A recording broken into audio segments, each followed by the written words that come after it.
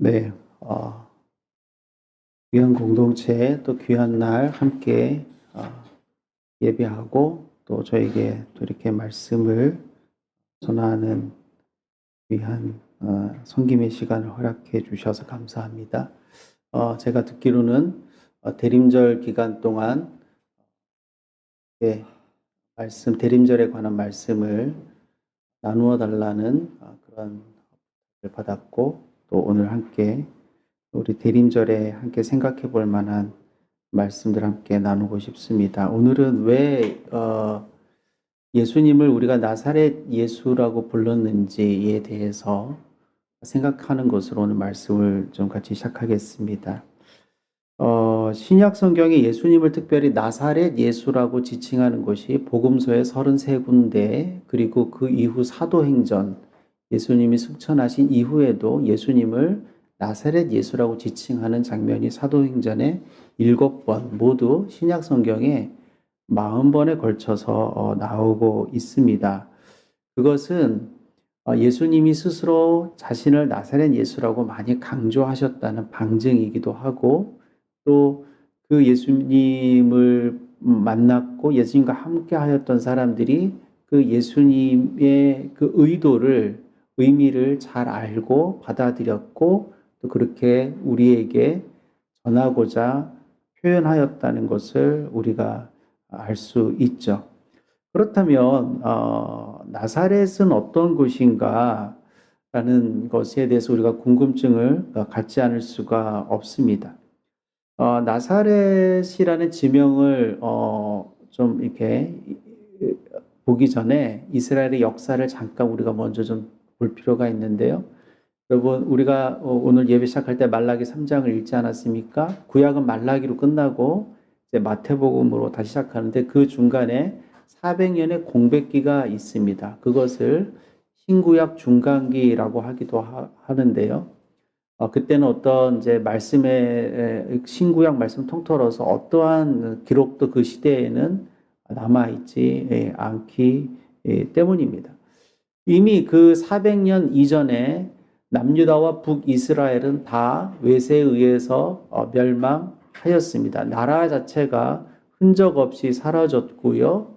그곳에 살던 유대인들은 다 포로로 끌려가거나 전 세계로 흩어지는 디아스포라의 형편이 되었습니다. 즉 집도 잃고 땅도 잃고 어디를 가나 방랑자의 생활을 해야만 했던 시기가 시작되었습니다. 그래서 이들은 처음에 자신들이 믿었던 하나님께서 자신들을 다시 자신들이 살았던 조상들이 살았던 팔레스타인 땅으로 돌려보내 주시고 거기서 너무나 좋고 완벽한 나라를 재건해 주실 것이다. 세상을 재건해 주실 것이다 라고 그들은 믿게 되었습니다. 그리고 그것을 주도하고 이룰 누군가를 기다렸는데 그것을 이들은 메시아라고 생각을 했습니다. 그래서 이들이 처음에 생각했고 기다렸던 메시아는 다윗이나 엘리야나 모세와 같은 영웅적인 메시아, 모든 면에서 뛰어나고 강력한 카리스마와 지도력과 어떤 흠도 없는, 그래서 모든 지금 자신들을 힘들게 하고 있는 어려움을 다 일거에 물리치고 모든 외세를 물리치고 완벽하고 안전하고 강력한 나라를 세워줄 그런 메시아를 기다리게 되었습니다. 그러나 시간이 지나면 지날수록 이들의 그 생각들은 이제 변하기 시작하였죠. 그래서 이들은 처음에 강한 왕으로서의 메시아, 다윗과 같은 메시아를 기다렸다가 그 이후에는 내 삶 속에서 나와 함께하고 나를 위로하고 나를 동감해주고 나와 같이 짊어지고 갈 수 있는 그런 메시아로 이들이 그 메시아에 대한 생각이 또 기대와 기도가 바뀌게 되었습니다. 우리가 잘 아는 이사야서 53장 고난받는 종 여러분 잘 아시죠?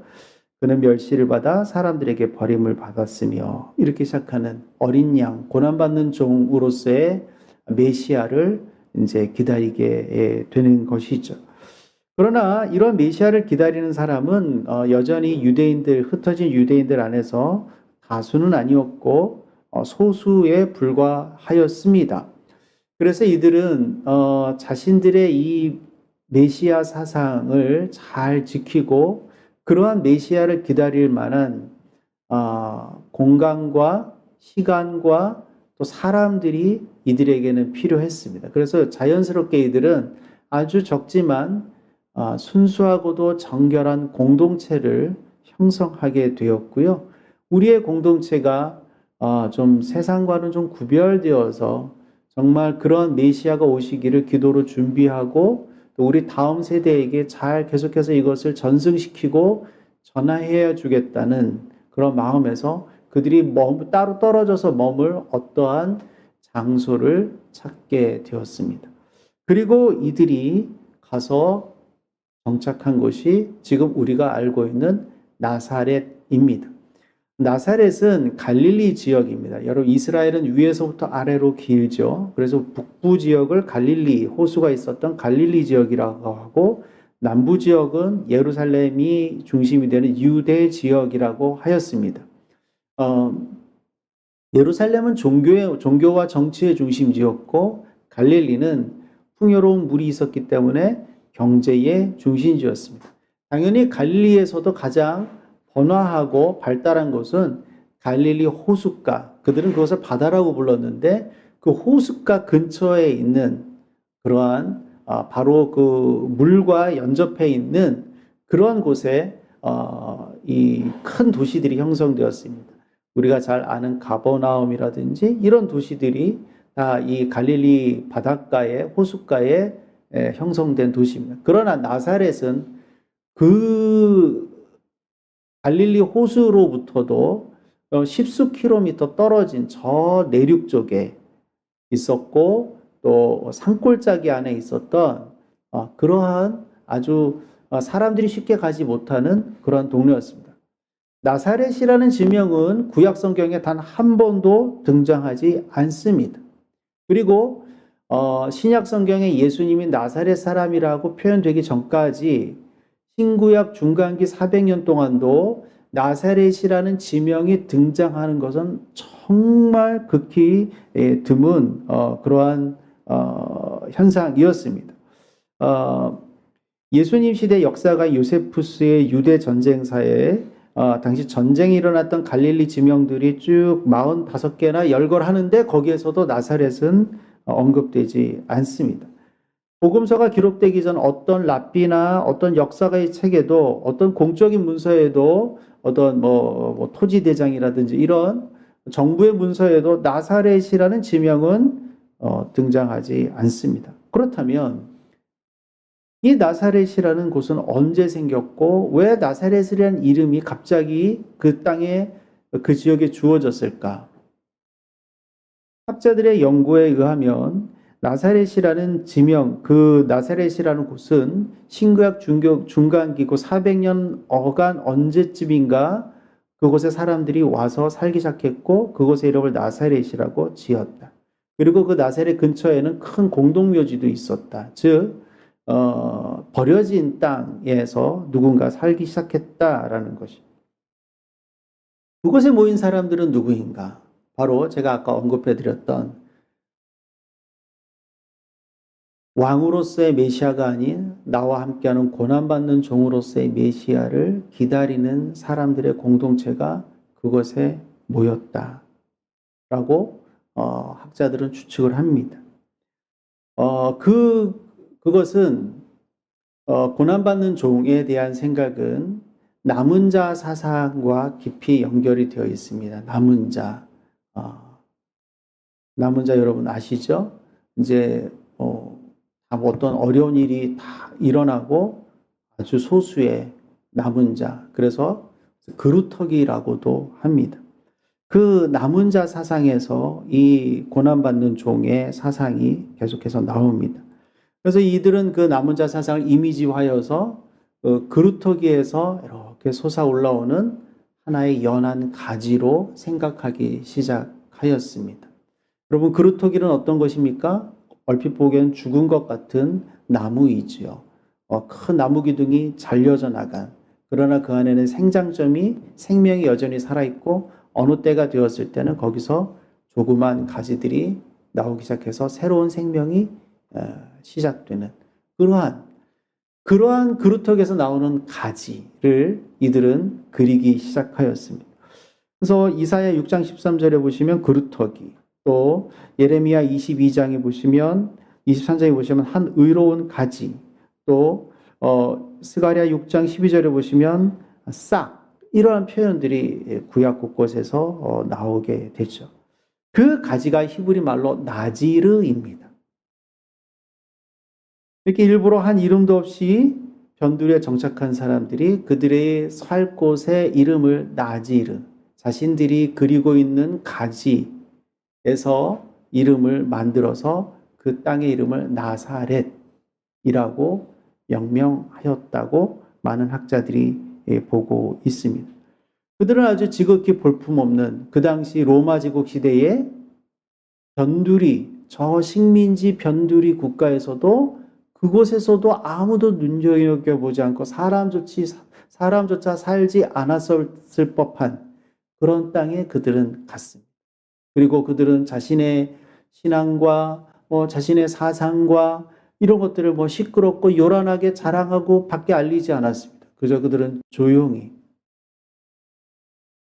가지로서 이 그루터기와 같이 된 이 세상에 우리에게 한 가지로서 새 생명으로서 오실 메시아를 그저 묵묵히 겸손하게 경건하게 조용하게 기다리고 있었던 것이죠. 한 세대가 아니라 여러 세대에 걸쳐서 나의 신앙을 내 아들 딸들에게 또 그 다음 세대에게 이것을 조용히 어느 곳에 방해도 받지 않고 순결하게 지켜가면서 그 신앙을 가지고 내려왔던 공동체, 그들이 바로 나사렛 공동체입니다. 마태복음과 누가복음에 예수님의 족보가 등장하는데 큰 차이점이 있습니다. 가장 큰 차이점은 마태복음의 족보는 위에서부터 아래로 내려오는 족보입니다. 아브라함부터 시작을 하죠. 그러나 누가복음의 족보는 예수님부터 시작해서 거꾸로 올라가서 누구까지 올라가죠? 하나님까지 올라갑니다. 그리고 여러 가지 차이점이 있는데 마태복음의 족보는 아브라함부터 쭉 내려오면서 다윗까지 오고 다윗의 대를 누가 이어받죠? 여러분 다윗의 대를 누가 이어받았죠? 다윗 왕조를 누가 이어받았죠? 솔로몬이 이어받았죠. 그러나 누가복음은 거꾸로 올라가면서 다윗까지 올라가고 다윗 이 쭉 올라가죠. 그러면 솔로몬으로 올라갔다가 솔로몬에서 다윗으로 올라가야 하지 않겠습니까? 그런데 그 밑에 족보, 다윗의 밑에 족보는 솔로몬 계열의 족보가 아니라 나단의 족보입니다. 나단, 그 다음에 다윗, 그리고 그 2세 이렇게 위로 올라갑니다. 오늘 한번 집에 가서 성경을 확인해 보시죠.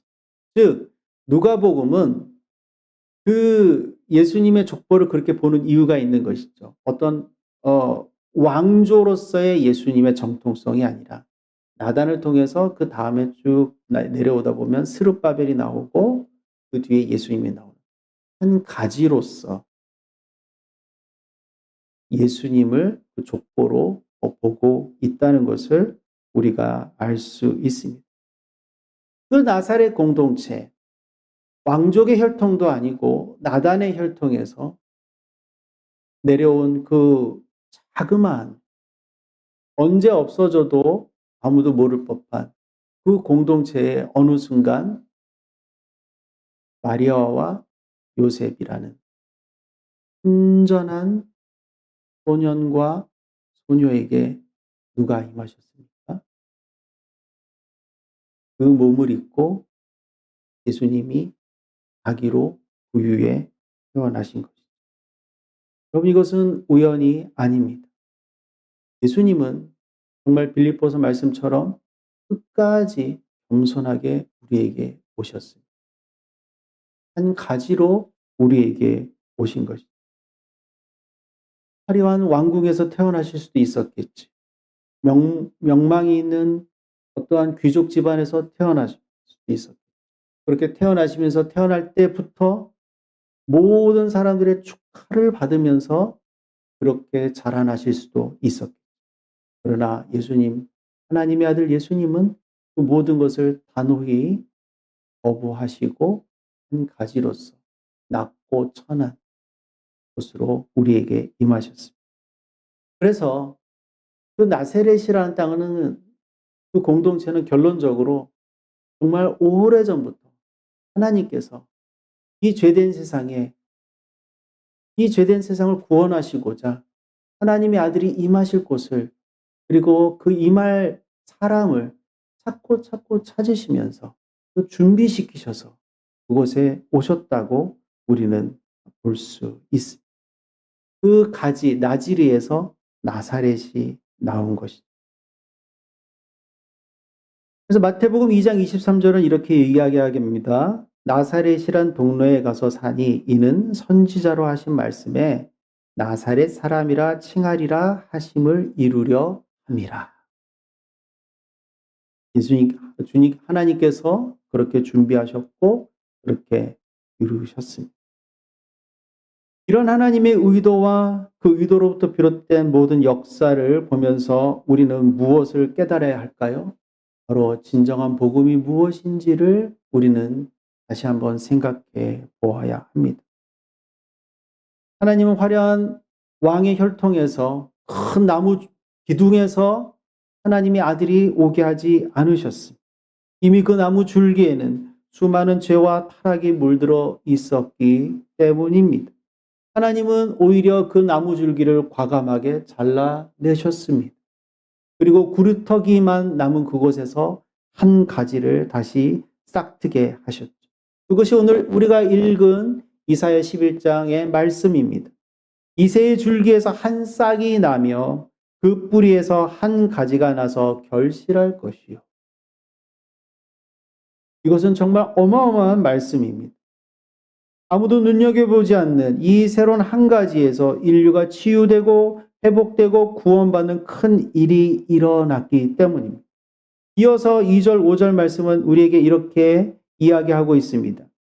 그의 위에 여호와의 영, 곧 지혜와 총명의 영이요 모략과 재능의 영이요 지식과 여호와를 경외하는 영이 강림하시리니 그가 여호와를 경외함으로 즐거움을 삼을 것이며 그의 눈에 보이는 대로 심판하지 아니하며 그의 귀에 들리는 대로 판단하지 아니하며 공의로 가난한 자를 심판하며 정직으로 세상의 겸손한 자를 판단할 것이며 그의 입에 막대기로 세상을 치며 그의 입술의 기운으로 악인을 죽일 것이며 공의로 그의 허리띠를 삼으며 성실로 그의 몸의 띠를 삼으리라. 아멘. 그런데 우연인지 오늘 우리가 읽은 성시 교독 말씀이 바로 이사야 11장의 말씀입니다. 복음은 높은 곳에서 군림하는 것이 아닙니다. 복음은 물처럼 낮은 곳으로 흘러내려서 땅 속까지 스며들어가 목마른 자들, 아파하고 고통받는 자들에게 생명이 되어주는 것이 복음입니다. 우리가 사는 이 시대는 참 이상한 복음들이 활개치고 있습니다. 바울은 그것을 다른 복음이라고 벌써 이야기를 했습니다. 갈라디아서 1장 6절 7절에 바울이 이렇게 이야기합니다. 그리스도 은혜로 너희를 부르신 이를 이같이 속히 떠나 다른 복음을 따르는 것을 내가 이상히 여기노라. 다른 복음은 없나니 다만 어떤 사람들이 너희를 교란하여 그리스도의 복음을 변하게 하려 함이라. 지금 우리가 사는 이 시대의 다른 복음들은 어떤 복음들일까요? 예수를 믿는다면 단 한 번의 입술의 고백으로 그 모든 구원이 다 완성되고 이루어졌다라고 믿고 아무렇게나 살아가는 이상한 복음이 있습니다. 구원을 물질과 육체적 축복으로 제한시켜버리는 이상한 복음이 이 시대를 휩쓸고 있습니다.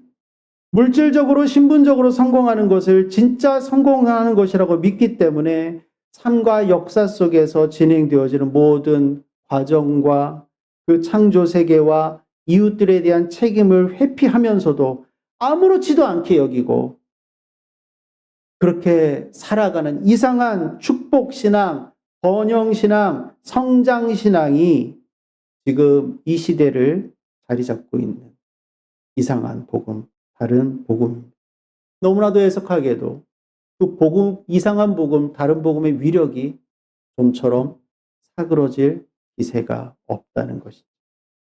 그럼에도 불구하고, 그러나 예수님께서는 나사렛 사람 요셉과 마리아의 아들로 오셨다는 사실, 그리고 그분의 공생애 동안 나사렛 예수라고 불려왔던 사실이 우리에게 무엇을 말하는지 우리가 다시 한번 진지하게 생각해 볼 필요가 있습니다. 여기에서부터 진짜 복음이 시작되는 것이 아닐까요? 예수님은 당신 스스로 섬김을 받으려 함이 아니라 도리어 섬기러 왔다라고 분명히 말씀하셨습니다.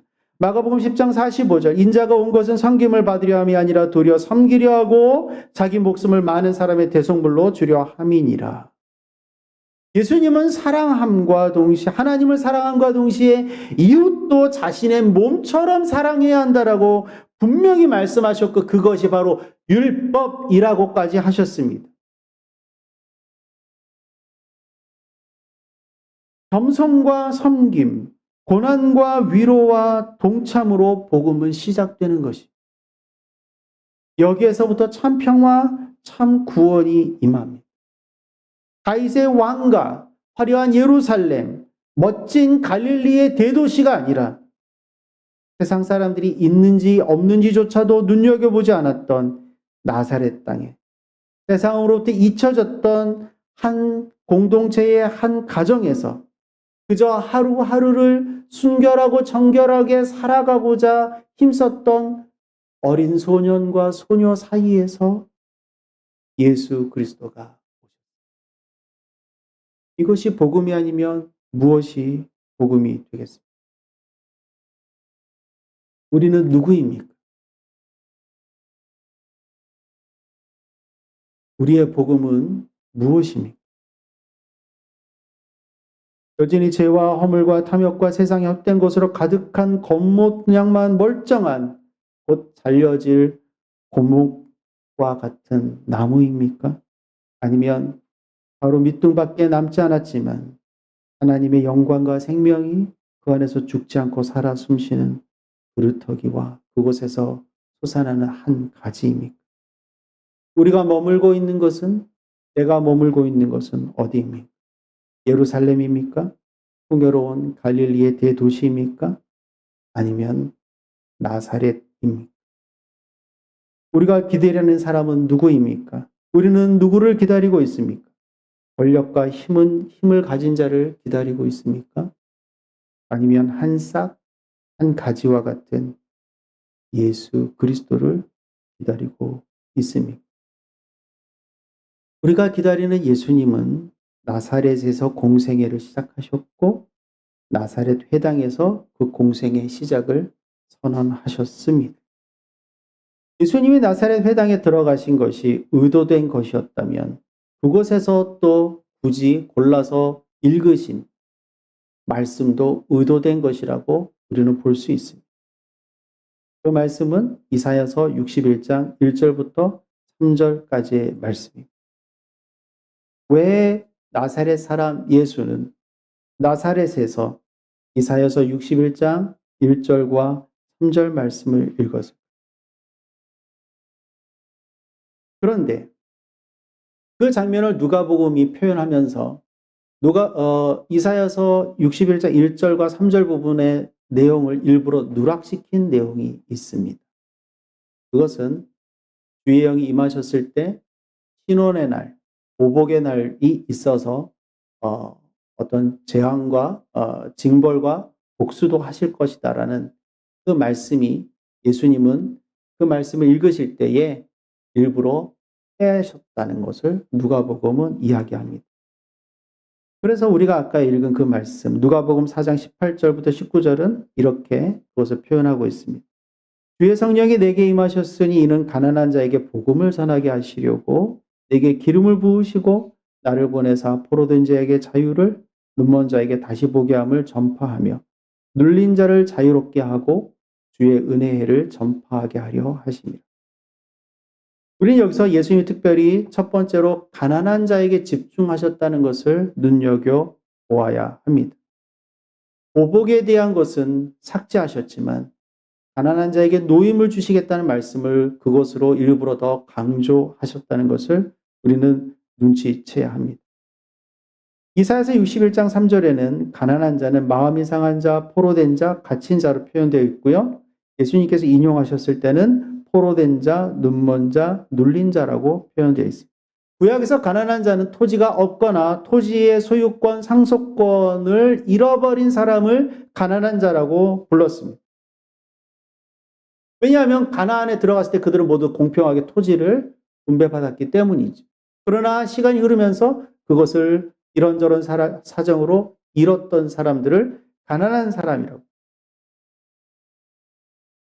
이야기합니다. 그러나 이런 개념이 포로기에 와서는 조금 더 변했습니다. 가난한 자는 토지가 없는 사람이 아니라 그냥 이 어려움 속에서도 남은 자, 렘넌트라는 것으로 그 생각이 바뀌었어요. 그리고 시간이 더 지났을 때는 이 가난한 자가 남게 된 자, 여기서 한 걸음 더 나아가서 경건한 자, 거룩한 자, 의로운 자로 그 의미가 변했습니다. 그래서 예수님 시대의 금욕과 절제를 강조했던 에비온파의 그 에비온이 바로 가난이라는 뜻에서 나오는 단순히 물질적 가난을 의미하는 것이 아니죠. 그렇기 때문에 예수님이 가난한 자를 회복하시겠다, 가난한 자에게 노임을 주겠다라고 하는 것은 경건하고 거룩하고 의롭지만 그것으로 인하여 고난과 핍박 속에 있는 모든 사람들, 그들에게 참된 자유와 해방과 노임을 주시겠다는, 그것은 이스라엘 사람들, 유대인들, 히브리인에게만 국한되는 것이 아니라 모든 전 세계에 있는 사람들, 그리고 앞으로 미래에 있을 모든 그러한 사람들을 위한 말씀인 것입니다. 그래서 그 가난한 자에게 노임을, 마음이 상한 자에게는 고침을, 포로된 자에게는 자유를, 갇힌 자에게는 노임을, 눈먼 자에게는 다시 보게 됨을, 눌린 자에게는 자유를 주시겠다라고 예수님, 나사렛 사람 예수님이 나사렛에서 이 말씀을 선포하시며 그분의 공생애를 시작하셨습니다. 그리고 이사야에서 그렸던 이리가 어린 양과 함께 살고 표범이 어린 염소와 함께 눕고 송아지와 함께 살고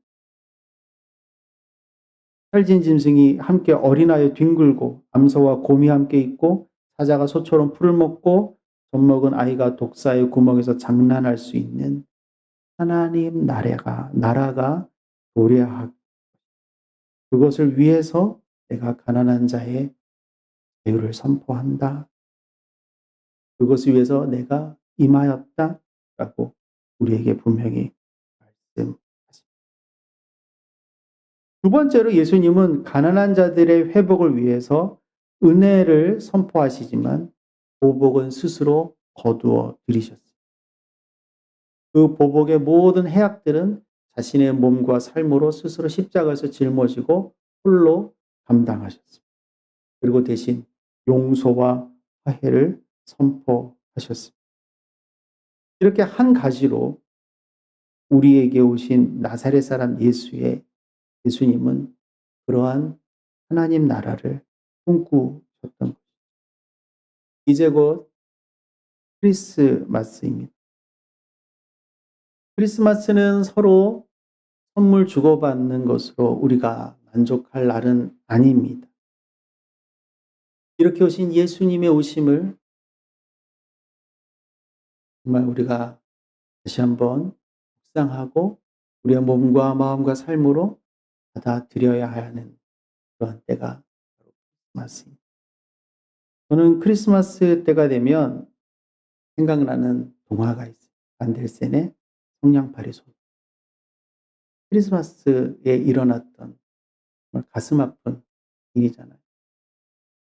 지금도 그날이면 여전히 어디에선가 우리의 눈에는 띄지 않지만 수많은 성냥팔이 소녀들이 추운 곳에서 외롭게 울고 있을지도 모릅니다. 저는 크리스마스 찬양 중에 찬송가 112장을 참 좋아합니다. 그 맑고 환한 이렇게 시작해요. 근데 저는 3절 가사가 너무 좋아요.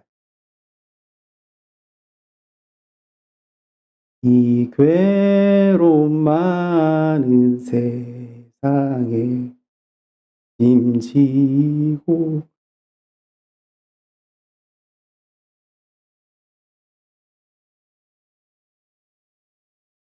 그 험한 줄령 넘느라 온몸이 고나나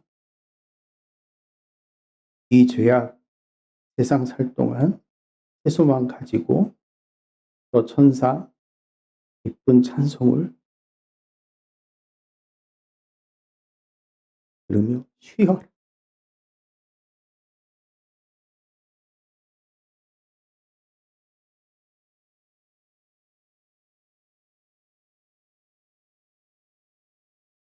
죄송합니다. 우리를 위해 오신 예수님, 나사렛 예수님은 우리에게 이런 쉼을, 그 평안을 주시고자 오신 분입니다. 예수님과 함께 했던 사람들, 초대교회 사람들이 왜 예수님을 굳이 나사렛 예수라고 불렀어요?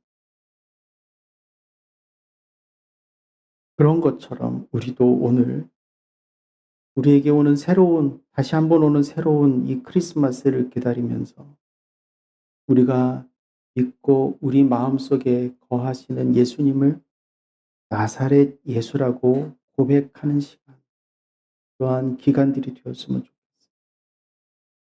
세상이 너무 혼란하고 이제는 혼란하다 못해 해괴해진 그러한 곳에서 우리가 무엇을 할 수 있고 우리가 어떻게 살아가야 하는지, 우리의 이웃들, 가난한 자들이 누구인지, 이것을 이렇게 악하게 만드는 일들이 무엇인지, 우리가 기도로, 때로는 삶으로, 때로는 온몸으로 저항하고 참된 복음을 그렇게 증거할 수 있는 우리들이 되어야. 진리가 너희를 자유케 하리라. 나사렛 예수께서 우리에게 말씀하신 그 진리가 무엇이고 그 자유가 무엇인지. 예수님의 마지막 말씀은 흩어지라라는 것이었어요. 예루살렘과 사마리아와 유대와 사마리아와 땅끝까지 흩어지라는 것이, 모여 있으라는 것이 아니었어요. 또 다른 나사렛을 찾아가라. 또 다른 나사렛 사람들을 찾아가라. 그들에게 참 복음을 전하고 참 복음의 손을 내밀고 그들을 안아라. 이것이 오늘 우리에게 주시는 예수님의 복음의 메시지가 아니겠습니까? 우리의 나사렛, 그곳이 어디인지, 우리의 발걸음이 그곳을 향할 수 있고 우리의 손과 발이 그것을 향할 수 있는 참 복음의 사람으로 다시 한번 세워지는 귀한 크리스마스가 되기를 함께 축복합니다. 기도하겠습니다. 주의 성령이 내게 임하셨으니 이는 가난한 자에게 복음을 전하게 하시려고 내게 기름을 부으시고 나를 보내사 포로된 자에게 자유를, 눈먼 자에게 다시 보게 함을 전파하며 눌린 자를 자유롭게 하고 주의 은혜를 전파하게 하려 하심이라. 더 높은 영광 보좌를 버리시고 천한 몸을 입고 이 낮고 천한 땅으로 내려오신 주님, 이 세상의 변두리 중에 변두리, 아무도 눈여겨보지 않았던 나사렛의 지극히 연약한 어린 가지로 오신 주님, 그러나 저희는 언제나 풍요로운 갈릴리의 대도시에 화려하고 권세가 있는 예루살렘에 머물고자 애써왔습니다. 그리고 주님께서도 우리가 머무는 그곳에 오시기를 고집하며 강요하였습니다. 주님, 저희를 불쌍히 여기시고 저희에게 긍휼을 베풀어 주시옵소서. 이제 저희가 주님의 그 겸손과 사랑을 배우며 주님의 눈으로 나사렛을 바라보게 하시고 주님과 함께 나사렛으로 향하게 하여 주시옵소서. 그래야 저희에게도 기름 부으셔서 가난한 자에게 복음을 전하고 포로된 자에게 자유를, 눈먼 자에게 다시 보게 함을 전파하며 눌린 자를 자유롭게 함으로 당신의 은혜를 전파하는 참 복음의 사람 되게 하여 주시옵소서. 우리를 위해 이 땅에 오신 나사렛 예수 그리스도의 이름으로 기도드리옵나이다. 아멘.